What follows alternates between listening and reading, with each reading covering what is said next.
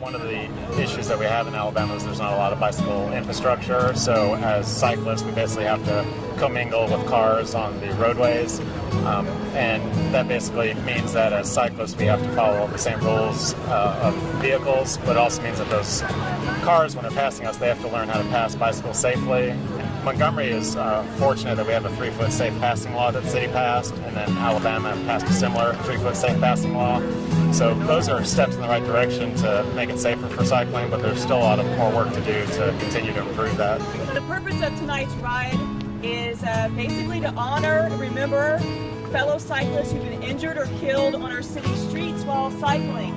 Montgomery is getting busier and busier, and so I'm happy that each year we have more and more visibility, and people will wonder, what is it that we're doing? What's the purpose of this ride? And hopefully we'll bring more awareness to share the road.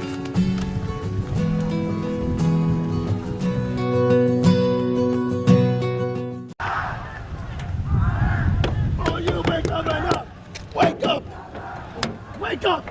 Oh, you see that straight to my sir! Aye, sir! Oh, you see my sir! Aye, sir! This is our annual pull function, and we brought in approximately 400 kids that are getting ready to go to boot camp that we'll ship off to boot camp here within the next year. And they're here to get a little bit of exposure to the training and the environment that they'll get. And then after that, we'll go ahead and just kind of tie it in together with doing some team building type activities, some sports, things like that to get some physical activity in there. We're looking for smart young men and ladies that are physically fit, that want to do something for their country and want to be part of something special. The hardest part for me was definitely getting off the van because I was so nervous. So I didn't really know what to expect. This is Burger Bash MGM 2017. It's our third year to do it. We have 13 vendors here who will be letting you sample their burgers tonight. We like to keep it small and intimate for this occasion. Also, these chefs have to cook a lot of burgers in 2 hours, so if we give them a good number they can reasonably stand with, then it'll all work out.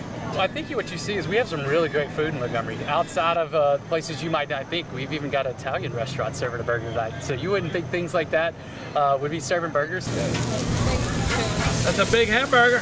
Yeah, it is. This is kind of our date night for the week. I mean, we see all of these events like in Atlanta and all these other places, Birmingham, and it's great to have it here. Montgomery has fun things to do, and that's one reason why we started Lightning Line, one reason why we came up with Burger Bash and Taco Libre. Let's keep people in Montgomery and keep people coming to Montgomery.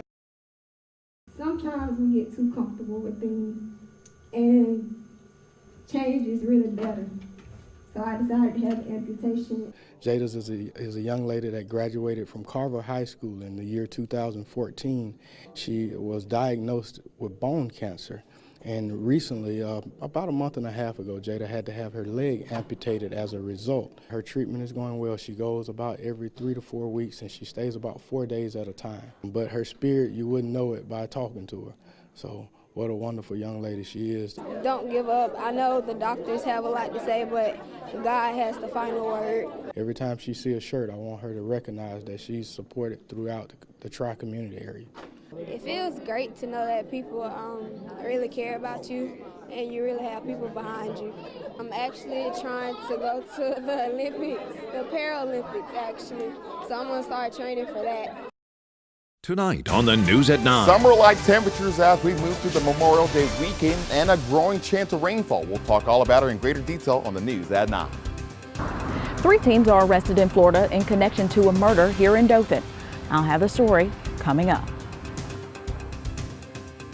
Tonight on the News at 9.